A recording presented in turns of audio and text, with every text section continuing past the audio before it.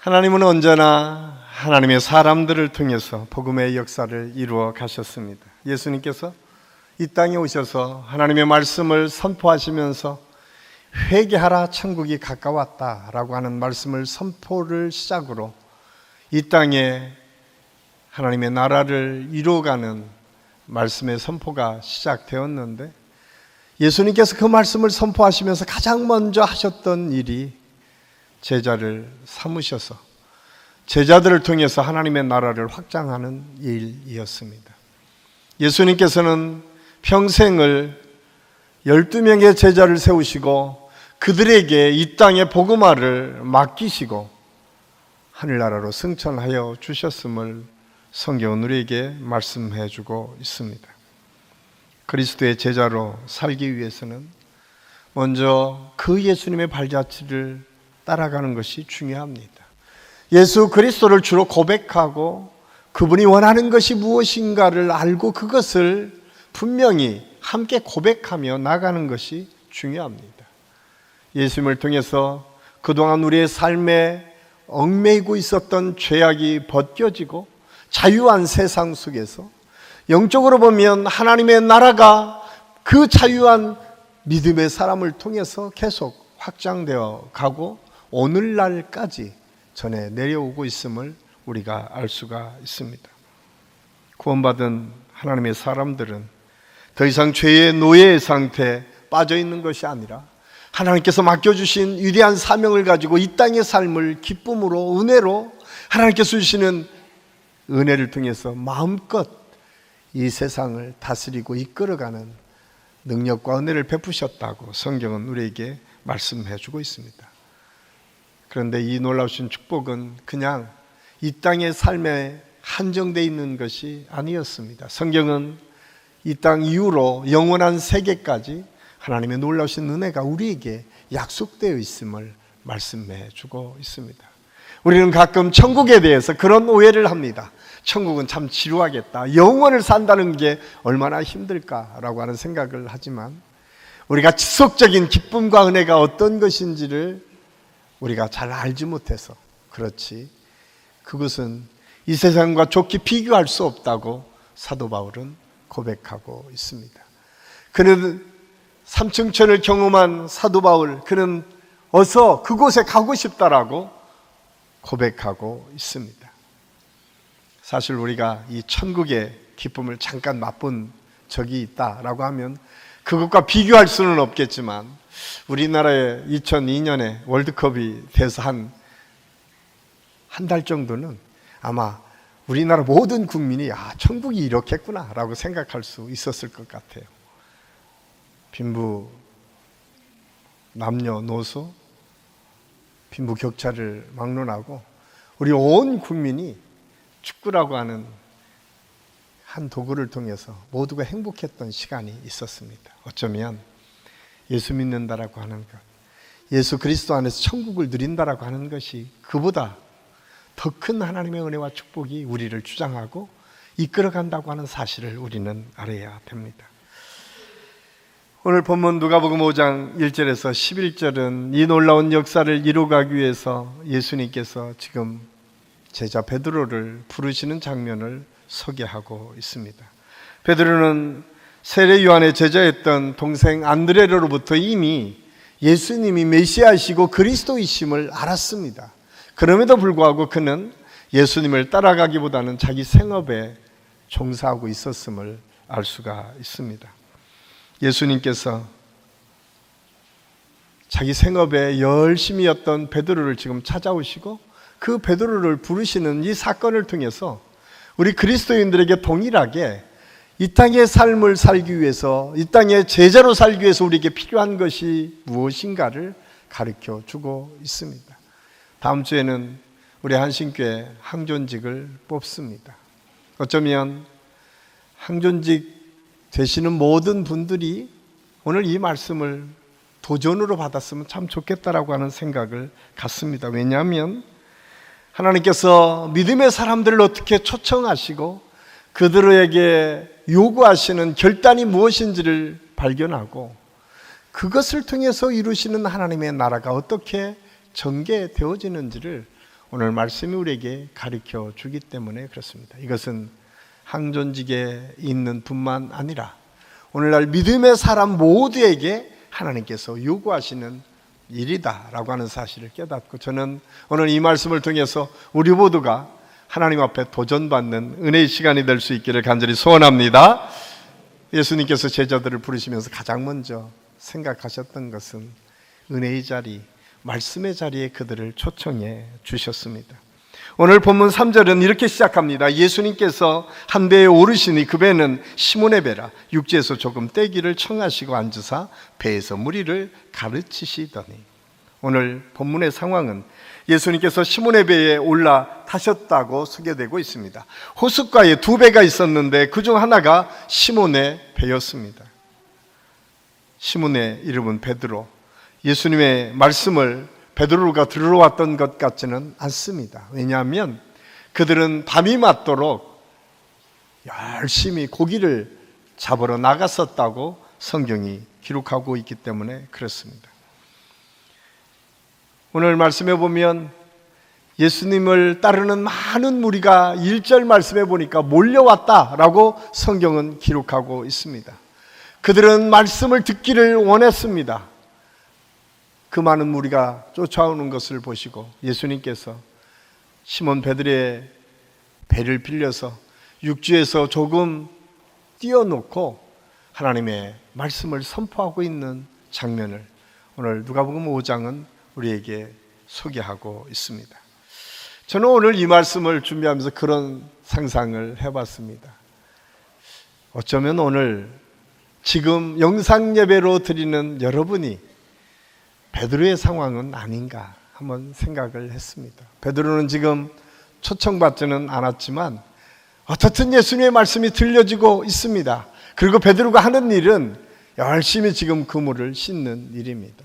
혹시 지금 우리가 예배를 드리면서 우리의 몸은 여기에 있지만 우리의 마음은 딴 생각에 있다라고 하면 어쩌면 베드로가 그런 모습에 지금 현장에 있지 않을까라고 하는 생각을 하게 됩니다. 그럼에도 불구하고 예수님께서는 베드로를 찾아오셨습니다. 그리고 그가 그물을 씻는 가운데에도 여전히 예수님께서 그 많은 무리를 향해서 하나님의 말씀을 선포하시면서 어느덧 베드로에게도 그 말씀이 들려졌을 것이다 라고 우리가 추측해 볼 수 있습니다. 이 사실은 베드로를 초청하시고 말씀을 듣는 현장에 베드로를 두셨다라고 하는 사실을 우리가 알 수가 있습니다. 사도 바울은 로마서 10장 17절에서 그러므로 믿음은 들음에서 나며 들음은 그리스도의 말씀으로 말미암았느니라. 믿음은 들음에서 시작되고 들음은 하나님의 말씀을 통해서 이루어진다고 말씀합니다. 오늘 본문의 현장이 바로 베드로와 그의 형제들에게 이렇듯 예수님의 말씀이 들려지는 현장이었음을 알 수 있습니다. 오늘날에도 마찬가지입니다. 예수님의 제자로 살기 위해서는 하나님의 말씀을 통해서 공급받는 하나님의 은혜를 통해서 살 수 있습니다. 우리는 하나님의 말씀을 듣는 자리를 얼마나 사모하며 살고 있습니까? 여러분은 일주일의 삶을 통해서 얼마나 하나님의 말씀 듣는 시간을 구별하고 있습니까? 가정에서 하나님의 말씀을 듣는 큐티 시간을 얼마나 많이 갖고 있습니까? 어떤 분들은 새벽을 깨워서 기도하시는 분들도 있고 어떤 분들은 수요예배, 금요예배를 통해서 하나님의 은혜를 듣기도 합니다. 오늘 거룩한 주일에 이렇게 모여서 예배 드리는 저와 여러분이 오늘 말씀을 듣는 자리에 나와 있습니다. 그런데 이 말씀을 듣는 자리가 얼마나 소중하고 중요한지 모릅니다. 우리가 일생의 삶을 살면서 한번 생각해 보세요. 우리가 말씀을 듣는 자리보다는 우리를 육체적인 즐김을 위해서 시간을 구별하고 물질을 구별하고 투자하는 것들이 훨씬 더 많이 있다고 하는 사실을 우리는 알아야 됩니다. 여러분 일주일을 살아가면서 여러분은 영적인 유익을 위해서 얼마나 많은 시간과 물질을 투자하며 살고 계십니까? 우리는 그러면서도 끊임없이 영적인 삶을 승리하며 나갈 수 있다고 착각하며 살고 있지는 않습니까?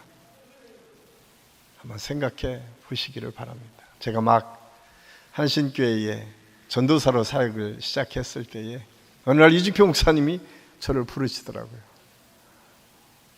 윤교희, 언제 가장 큰 은혜를 받고 있나?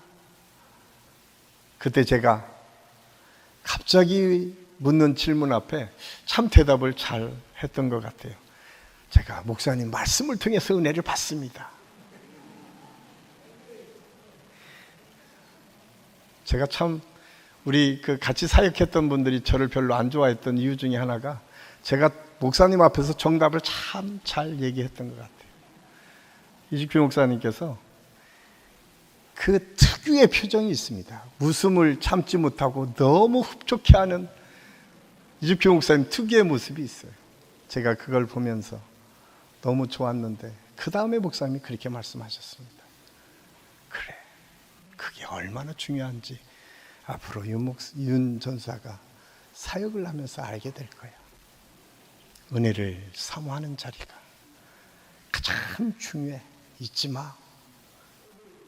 저는 지금도 그 목소리가 생생하게 저에게 남아 있습니다. 그러면서 그분이 그 비유의 말씀을 들어서 저에게 말씀했습니다. 성경의 마르다와 마리아의 비유입니다. 마르다는 분주하게 예수님을 대접하기 위해서 열심히 일을 했습니다. 그런데 마리아는 예수님 앞에 앉아서 말씀을 듣는 것을 기뻐했습니다. 이것을 본 마르다가 마리아를 책망하여 달라고 예수님께 말씀합니다. 그때 예수님께서 마르다야, 마리아의 이 모습이 귀하다. 사실 하나님의 귀한 사역을 우리가 감당할 때 가끔 우리는 분주하게 하나님의 일을 감당하는 것처럼 생활할 때가 얼마나 많이 있는지 모릅니다. 교회 안에서 목회자로 사역을 감당하고 장로로, 안수집사로, 권사로, 목자로, 성가대로, 교사로 하나님의 일들을 많이 감당할 때 우리가 조심해야 될 것이 무엇인 줄 아십니까? 은혜의 자리에 우리가 먼저 있지 않으면 우리는 얼마 지나지 않아서 하나님의 일을 한다는 이유로 우리가 영적으로 번아웃 될 수 있다고 하는 사실을 우리는 잊어서는 안 됩니다. 하나님의 은혜를 먼저 우리가 받아야만 하나님의 일들을 감당할 수 있습니다. 예수님은 오늘 베드로를 초청하시면서 말씀의 자리에 있게 하셨습니다. 베드로와 야고보에게 하나님의 축복은 무엇이었는가? 말씀을 듣는 자리에 그들이 있었기에 제자로 부름을 받을 수 있었다라고 하는 사실을 우리는 잊어서는 안 됩니다. 사랑하는 한신교회 성도 여러분, 우리가 하나님의 일들을 감당하고 하나님의 뜻대로 산다고 하면서 우리는 얼마나 많은 시간을 구별해서 하나님의 은혜 받기를 사모하고 있습니까? 항존직을 앞으로 맡아서 감당하실 여러분, 꼭 기억하십시오. 나는 얼마나 많은 시간을 은혜의 자리에 투자하고 있는가? 그리고 나는 그것으로 인해서 얼마나 기쁘게 하나님의 일들을 감당하며 하나님의 역사를 이루어가고 있는가? 저는 오늘 이 말씀을 통해서 다시 한번 우리의 삶을 점검하고 우리 한식교회 모든 성도들이 은혜의 자리를 사모하고 하나님께서 주시는 그 은혜를 통해서 승리하는 믿음의 삶을 살 수 있기를 예수님의 이름으로 간절히 축원합니다. 또한 오늘 예수님의 제자를 부르시며 예수님께서는 순종의 자리에 제자를 초청하여 주셨음을 알 수가 있습니다. 오늘 본문 4절 5절은 말씀을 마치시고 시몬에게 이르시되 깊은 데로 가서 그물을 내려 고기를 잡으라. 시몬이 대답하여 이르되 선생님, 우리들이 밤이 새도록 수고하였으되 잡은 것이 없지만은 말씀에 의지하여 내가 그물을 내리리이다 하고, 예수님께서는 예수님을 따라온 많은 사람들에게 말씀을 가르치신 다음에 베드로를 향해서 말씀합니다. 깊은 데로 가서 그물을 내려 고기를 잡으라. 여러분이 만약 베드로라 했다면 그 말씀을 들었을 때에 어떻게 반응을 하시겠습니까? 아마 예수님이 목수의 아들이라고 하는 것은 그 갈릴리 지역의 사람들은 다 알았을 것입니다. 그런데 그분이 지금 깊은 데 가서 고기를 잡으라고 말씀합니다. 베드로는 누굽니까? 베드로는 업으로 잔뼈가 굵은 사람입니다. 예수님은 목수도의 아들이고 베드로는 누구보다도 이 갈릴리 바다를 너무도 잘 아는 사람이었습니다. 우리가 가끔 TV를 보면 선장들이 고깃대를 쫓아가는 모습들을 볼 수가 있습니다. 어느 지역에 고기가 잘 잡히는지는 그 선장들이 누구보다도 잘 알 것입니다. 그래서 이 갈릴리 지역을 너무도 잘 아는 베드로가 예수님보다 훨씬 더 잘 아는 것은 당연하다 생각될 수 있습니다. 뿐만 아니라 밤새도록 베드로와 야고보와 요한은 고기를 잡았습니다. 그러나 한 마리도 잡지 못하고 지금 날이 새도록 그물을 싣고 있어요.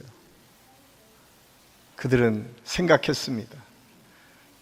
그 갈릴리 지역의 고기는 얕은 데서 많이 잡히고 밤에 많이 잡히는데 한낮에 이제 비명 밝아오기 시작했는데 깊은 데로 가서 예수님께서 고기를 잡으라고 말씀하실 때, 그런데 더 놀라운 것은 베드로는 5절 말씀에 보니까 이렇게 고백하고 있어요. 내가 말씀을 의지하여 그물을 내리리이다. 자기의 경험과 자기의 지식을 내려놓고 예수님의 말씀을 따르고 있는 베드로를 오늘 성경은 보여주고 있습니다. 어쩌면 베드로의 생각 속에는 고기가 안 잡힐 수도 있겠다라고 하는 생각을 충분히 했을 수 있습니다. 그러나 그는 말씀을 의지해서 깊은 데로 갔습니다. 그리고 그물을 내렸습니다. 베드로의 위대함이 여기에 있습니다. 베드로가 예수님의 수제자로 특별하게 예수님의 사랑을 받을 수 있었던 것이 이런 고백의 베드로의 모습 때문에 있었지 않았을까? 우리가 가끔 위대한 사람들을 만납니다. 우리가 옆에 있으면 같이 위대할 것처럼 착각하며 살 때가 있습니다. 여러분, 배부른 사람 옆에 있으면 내 배도 배부르겠습니까? 아닙니다. 내가 먹어야 됩니다.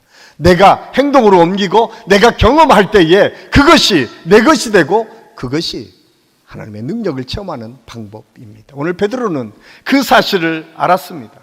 어떤 상황에서도 주님의 말씀 앞에 온전히 순종하는 모습으로 오늘 베드로가 나아갔음을 성경은 우리에게 말씀해 주고 있습니다. 우리는 가끔 사람을 의지하고 사람을 쫓아갈 때가 있습니다. 그것이 때로는 목사일 수도 있고 교회 지도자일 수도 있습니다. 그런데 사람을 쫓아가다 보면 우리는 어느덧 실망하고 낙심할 때가 더 많이 있는 것을 알 수가 있습니다. 그래서 교회는 언제나 예수 그리스도 하나님의 말씀을 쫓아가는 것, 그리고 하나님께서 원하시는 궁극적인 것은 하나님의 뜻을 따라가는 것에 있음을 우리는 잊어서는 안 됩니다. 오늘 베드로는 예수님의 말씀 앞에 자기의 경험을 내려놓습니다. 자기가 지금까지 가지고 있었던 생각, 경험을 했던 모든 것을 내려놓고 오직 예수님의 말씀 앞에 순종함으로 나아갑니다. 제가 이 말씀을 준비하면서 참 아프지만 저에게 주시는 메시지 같은 예화가 있어서 함께 나누기를 원합니다. 어떤 좋은 믿음을 가지고 있었던 며느리가 친정 때문에 참 많이 고민이 많았습니다. 자기가 보기에는 시댁 식구들보다 친정 식구들이 신앙생활도 잘하고 더 열심히 신앙생활하고 부지런하게 일을 하는데 결과는 언제나 시댁이 잘 되는 것 같은 느낌을 받았어요. 도대체 왜 하나님께서는 타종교에 있다가 다시 예수를 믿기 시작한 시댁, 그리고 우리는 오랫동안 신앙생활을 했는데 왜 우리는 안 되고 시댁은 잘 되는 것처럼 보여질까? 그래서 이분이 어느 날 목사님에게 상담을 요청했습니다. 목사님, 왜 우리 집은 믿음이 오래됐고 신앙을 갖고 있으면서 이렇게 안 되는데, 우리 시댁은 뭐 보기에는 열심히 하는 것도 아니고 그런 것 같은데 저 집은 잘 될 이유가 무엇입니까? 그러자 목사님이 물끄러미 그 며느리를 보면서 이렇게 얘기하는 것이었습니다. 혹시 한번 자세히 살펴보세요. 저 시댁의 사람들은 어떤 일이 생겼을 때에 어떻게 반응을 하는지 한번 살펴보라고. 혹시 자기가 잘못한 것이 있으면 곧바로 고치는 모습이 보이지는 않습니까? 하나님의 뜻이 아니라고 깨달았을 때 바로바로 바꾸고 하나님의 뜻대로 살려고 노력하는 모습이 보이지는 않았습니까? 그런데 반면에 혹시 친정 식구들을 보면 신앙은 오래 갖고 있었지만 고집이 얼마나 센지 한번 결정하면 그거 포기하지 않고 자기가 생각하는 것은 절대 양보할 수 없고 그런 모습이 그 속에 있지는 않습니까? 그 말씀 앞에 금요일은 스스로를 돌아봤다고 얘기합니다. 이것은 예화일 수 있지만 혹시 저와 여러분의 모습이 그 속에 있지는 않습니까? 내가 오랫동안 신앙생활했고 내가 높은 교회 안에서 직급을 가지고 하나님의 일들을 감당한다고 하면서 우리는 내 생각, 내 뜻 놓기가 왜 이렇게 어렵지? 그러면서 왜 하나님은 나를 이렇게 힘든 데만 데려가고 있냐고 하나님께 항변하고 있는 모습이 혹시 우리의 모습은 아닌지 한번 살펴봐야 됩니다. 성경은 무릇 지킬 만한 것보다 먼저 내 마음을 지키라고 우리에게 말씀합니다. 열심히 신앙생활을 하는 것도 하나님께서 기뻐하시는 일이지만 하나님의 말씀이 떨어졌을 때에 말씀을 온전히 순종하는 것도 하나님께서 더 기뻐하시는 일이라고 하는 사실을 우리는 잊어서는 안 됩니다. 우리가 잘 아는 것처럼 사울이라고 하는 왕이 블레셋과 싸워서 승리했습니다. 가장 좋은 것을 가져다가 하나님께 제사로 올려드렸습니다. 그때 하나님께서 사울에게 말합니다. 나는 제사를 원하는 것이 아니라 순종을 원한다. 우리는 하나님의 뜻대로 뭔가 이루는 것, 업적을 많이 보여주는 것, 그것이 전부라고 생각하는데 아니, 하나님께서는 하나님의 뜻 앞에 온전히 순복하고 순종하는 것을 우리에게 요구하십니다. 그리고 그런 믿음의 사람들을 통해서 하나님의 역사가 계속 이어지고 있다고 하는 사실을 우리는 잊어서는 안 됩니다. 오늘 성경은 베드로를 초청하시면서 베드로를 통해서 우리에게 보여주시는 지혜는 하나님의 말씀 앞에 온전히 순종하는 베드로의 모습을 통해서 그의 삶이 어떻게 바뀌어지는지를 우리에게 보여주고 있습니다. 그래서 성경은 열왕기상 2장 3절에서 우리에게 이렇게 권면하고 있습니다. 우리 함께 읽겠습니다. 내 하나님의 명령을 지켜 그 길로 행하여 그 법률과 계명과 율례와 증거를 모세의 율법에 기록한 대로 지키라. 그리하면 내가 무엇을 하든지 어디로 가든지 형통할지라. 아멘. 하나님께서는 오늘 말씀을 지키는 자에게 그 길을 열어주시는 은혜를 약속하고 있습니다.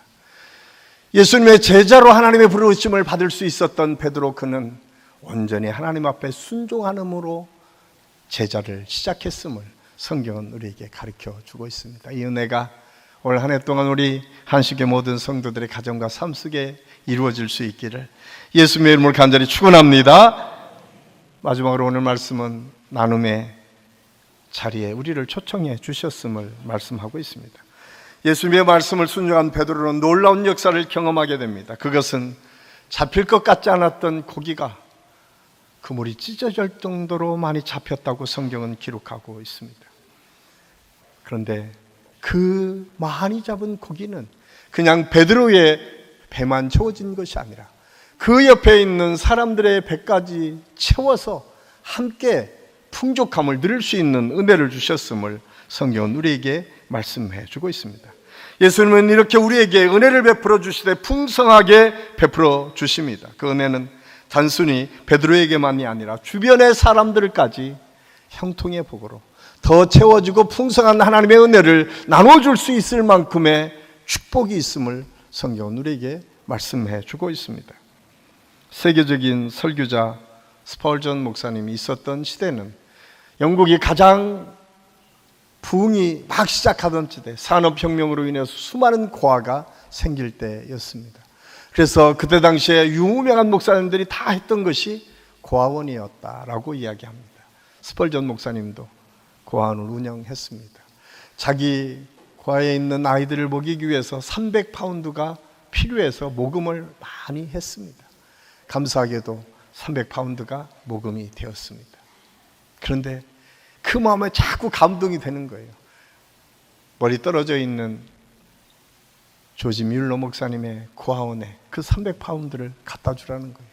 자꾸 그 감동을 이길 수 없어서 계속 기도하다가 결국은 스펄전 목사님이 그 300파운드를 가지고 조지 뮬러 목사님에게 갑니다. 스펄전 목사님이 가서 보니까 조지 뮬러 목사님 기도방에서 기도하고 있는 거예요. 그 300파운드를 내어놓자 뮬러 목사님이 그렇게 말씀하시는 거예요. 내가 이 300파운드를 하나님께 달라고 기도했습니다. 하나님은 그 기도를 들으시고 스펄전 목사님의 마음을 감동시켜 주셨습니다. 그리고 두 분은 기도가 얼마나 위대한 하나님의 역사인지를 깨닫게 되고 기쁨으로 그것을 나누고 다시 집으로 돌아왔습니다. 그런데 놀랍게도 스펄전 목사님의 책상 위에 편지 한 통이 쓰여져 있습니다. 익명의 편지였습니다. 그리고 그 편지 속에는 300기니, 그러니까 파운드보다 조금 더 높은 화폐 단위가 기니라고 하는 화폐입니다. 금화 단위인데요. 1.5배 정도 된다고 합니다. 300기니. 이자까지 줘서 하나님께서 스펄전 목사님에게 주신 거예요. 스펄전 목사님이 그런 고백을 했습니다. 하나님은 틀림없으신 분이시다. 내가 이걸 헌신하고 나누니까 하나님께서 더 풍성히 채워주셨다라고 한 고백을 했다는 이야기입니다. 하나님 역사는 이렇듯 우리가 나눌 때 더 풍성한 은혜를 경험하게 해 주십니다. 오늘 베드로를 통해서 그런 은혜를 나누어 주셨는데 성경은 여기에서 그치지 않습니다. 베드로에게 궁극적으로 원하셨던 것은 단순히 그 주변의 사람들을 잘 살도록 하기 위해서 베드로를 초청하신 것이 아니라 그 이후에 베드로를 통해서 하나님의 역사를 이어갈 뜻과 섭리가 있었음을 알 수가 있습니다. 그것이 10절입니다. 세베대의 아들로서 시몬의 동업자인 야고보와 요한도 놀랐습니다. 예수께서 시몬에게 이르시되 무서워하지 말라, 이제 후로는 내가 사람을 취하리라 하시니. 예수님의 관심은 그가 부자 되고 더 많은 사람에게 좋은 영향력을 끼치는 것도 중요하지만 그보다 더 중요한 영혼을 살리는 것, 사람을 취하고 사람을 구원하는 일에 베드로를 초청하여 주셨음을 성경은 우리에게 말씀해 주고 있습니다. 단순히 물고기를 많이 잡는 것을 뛰어넘어 생명의 복음을 증거하는 약속의 말씀이 선포되는 믿음의 사람으로 야고보와 그 친구들을 불러주시고 제자로 삼으신 것입니다. 시몬의 동업자로 소개된 야고보와 요한도 이 예수님의 부르심 앞에 즉각적으로 순종합니다. 11절 말씀해 보면 이렇게 고백하고 있습니다. 그들이 베드로를 육지에 대고 모든 것을 버려두고 예수님을 따르느니라. 놀라운 역사는 예수님의 초청 앞에 그들은 즉각적으로 순종함으로 나갔습니다. 따지지 않았어요. 그물을 남겨두고 앞으로 어구를 챙기고 그것을 누가에게 나누어주고 이게 아니라 그냥 놓고 주님의 명령 앞에 순종하고 예수님을 따라갔다고 성경은 기록하고 있습니다. 하나님께서는 예수님을 제자로, 야고보와 요한을 제자로 부르시면서 언제나 주시는 말씀이 무엇인가? 그것은 그냥 베드로만 부르신 게 아니라 함께하고 협력하는 것이다. 동업자였던 야고보와 요한. 여러분, 성경의 곳곳에 이 세 사람의 이름이 가장 많이 등장합니다.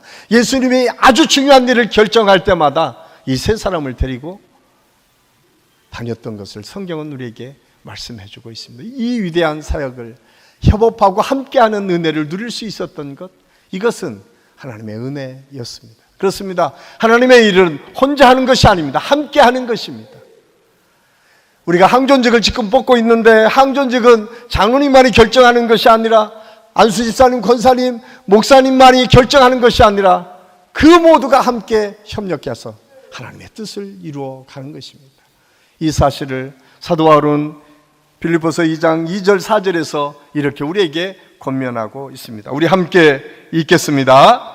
마음을 같이하여 같은 사랑을 가지고 뜻을 합하여 한 마음을 품어 아무 일에든지 다툼이나 허영으로 하지 말고 오직 겸손한 마음으로 각각 자기보다 남을 낮게 여기고 각각 자기 일을 돌볼 뿐더러 또한 각각 다른 사람의 일을 돌보아 나의 기쁨을 충만하게 하라. 아멘. 저는 우리 교회의 모든 일들이 이런 마음으로 이루어질 수 있기를 간절히 소원합니다. 오늘 야고보와 요한과 하나님의 사람을 통해서 부르신 하나님의 뜻은 이렇게 협력하여 선을 이루를 하나님의 역사를 기대하고 소망했습니다. 그리고 즉각적으로 순종함으로 하나님의 뜻이 무엇인가를 보여주도록 하기를 원하셨다라고 하는 사실을 우리가 알 수가 있습니다. 사랑하는 한신교회 성도 여러분, 오늘날에도 예수님께서는 우리들을 초청하고 부르십니다. 하나님의 복음의 역사를 이루어갈 하나님의 사람들을 계속해서 세워가기를 원하십니다. 그런데 여러분, 오늘 누가복음 1장에 보면 그냥 여기에 있는 베드로와 야고보와 요한만 있었던 것이 아닙니다. 거기에는 수많은 군중들이 몰려왔었다. 성경은 기록하고 있습니다. 그들은 예수님의 기적을 보았습니다. 안진뱅이를 일으키고 귀신을 쫓아내고 오병이어의 기적을 베푸시는 예수님의 놀라우신 기적을 보았습니다.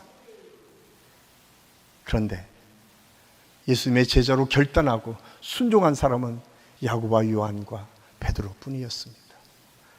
오늘날에도 하나님의 말씀은 모든 사람에게 들려집니다. 여전히 오늘에도 우리가 하나님의 뜻대로 순종하기를 원하는 믿음의 사람들에게 동일하게 들려집니다. 그런데 중요한 것은 누가 어떻게 결단하고 어떻게 순종하느냐에 따라서 그 결과가 엄청나게 달라질 수 있다고 하는 사실을 오늘 성경은 우리에게 말씀해 주고 있습니다. 그러기 위해서 우리가 먼저 필요한 것이 무엇입니까? 저는 우리 한식교회 모든 성도들이 언제나 은혜의 자리를 사모하는 역사가 있기를 간절히 소원합니다. 꼭 기억하십시오. 하나님의 명령이 떨어질 때, 하나님의 말씀이 내게 감동될 때에 그 감동대로 순종하십시오. 그리고 그것을 통해서 축복의 통로가 되어서 끊임없이 나누어 하나님의 역사를 이루어 가십시오. 더 중요한 것은 오늘 베드로와 야고보와 요한을 부르신 하나님께서 궁극적으로 원하셨던 것은 생명을 구원하는 일입니다. 우리 항전지교에 들어오신 모든 분들에게, 우리 한신교회 모든 성도들에게 꼭 필요한 것이 무엇인가? 구원의 역사를 이루어가는 것입니다. 우리 주변에 아직까지 예수님을 모르는 사람들에게 예수 그리스도의 복음을 증거하는 일, 이것이야말로 오늘 베드로를 초청해서 제자 삼으신 가장 중요한 유임을 깨닫고 우리 한식교회 모든 성도들의 삶에서 예수 그리스도의 복음 증거자로 살아가는 축복의 역사가 있기를 예수님의 이름으로 간절히 축원합니다. 기도하겠습니다. 사랑의 아버지 하나님, 은혜를 감사합니다. 오늘 말씀을 통해서 제자를 부르시는 예수 그리스도의 모습을 봅니다. 그리고 그 말씀의 자리에 들어가서 순종함으로 넉넉한 하나님의 사랑과 은혜를 나눔으로 하나님의 역사를 이루어간 베드로와 야고보와 요한을 봅니다. 주님, 우리도 그 믿음으로 주님 앞에 나아갈 수 있도록 역사하여 주시옵소서. 우리 한식교회 모든 성도들 가정과 사업과 직장과 삶의 터전 안에서 이런 하나님의 은혜와 축복이 날마다 일어나며 우리 한식교회 성도들을 통해서 예수 그리스도의 복음이 계속 확장되어질 수 있도록 하나님께서 인도하여 주시옵소서. 오늘도 우리와 함께 하시는 주님을 찬양하며 예수님의 이름으로 감사드리며 기도하옵나이다. 아멘.